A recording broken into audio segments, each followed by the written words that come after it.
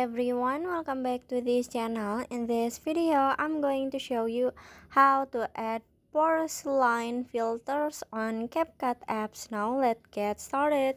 First, open your CapCut apps, and then in here, if you wanna add a filters, you just click on the filters at the bottom in here, and then in here I wanna add porcelain filter, so you can click on the porcelain, this one, and then in here you can see this is the before and this is the after.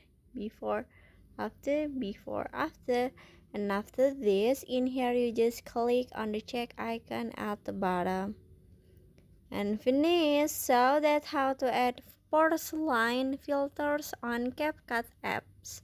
I hope you found this video to be helpful. If you enjoy with the content, please consider like, comment, and subscribe down below. Bye bye.